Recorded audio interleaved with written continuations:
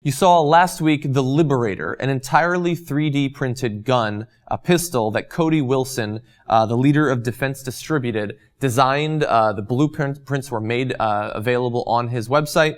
You saw a video of it being fired. Now, we should bear in mind that while the vast majority of it is made with this high quality plastic, you do need a firing pin, which apparently you can make out of a nail. And it's supposed to have a metal piece that allows metal detectors to detect it. But of course, that isn't essential, and we have no reason to believe that people who print out these guns will actually use that. Anyway, those plans, the blueprints, have now been scrubbed from the internet by the Department of Defense. There's a posting on the Defense Distributed website that says, "Until further notice, the United States government claims control of the information." So the U.S. Department of Defense Trade Control says that they need to look into this and find out if it's illegal in some fashion.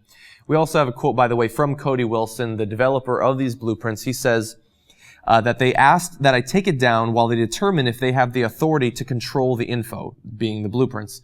It's clearly a direct response to everything we did this week. 3D printing is clearly not the best way to make an effective weapon. There, he's talking to Fox News, and of course he has to sneak in that, oh yeah, don't worry about this. Like, it's so much easier to get guns legally.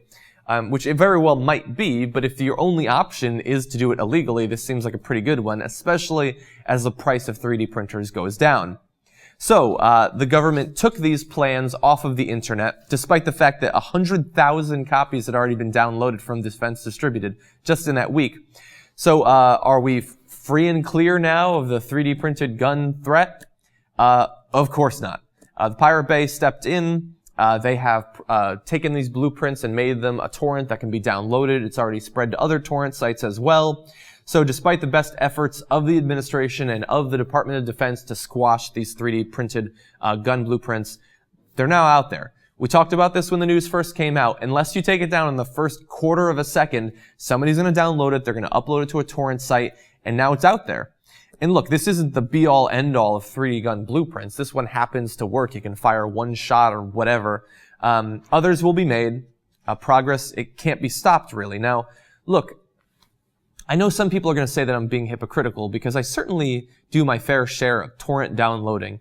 I believe that some things can be freely distributed and it really harms no one. If I download a movie that I would never otherwise pay for, I've told myself and convinced myself that I'm not really hurting anyone. You might disagree.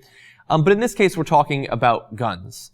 We're talking about somebody potentially buying one of these printers, printing up 100 of these guns, arming their insane militia, and then shooting law enforcement officials or going into a school and gunning down children. Like, that's a very real possibility. Now look, could they do it with guns that they make in their garage out of metal? Yes, possibly. Could they do it with guns that they buy legally?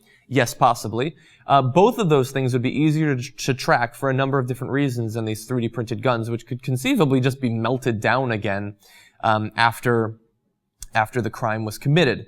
Now, I'm saying that I don't like this. If they wanted to ban these in some way, I suppose they probably could. Zip guns have been banned and other sorts of homemade guns have been banned before.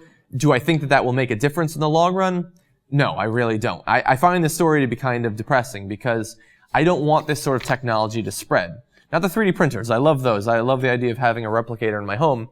But I don't want any kid to be able to download and produce his own gun. No matter how hard it is to assemble the damn thing, or if you have to make a firing pin out of a nail, I think that it's ridiculous. There's really, realistically, not much that we can do, but I think that we've entered a pretty scary period in history where people can conceivably make their own weapons out of just plastic that they have lying around.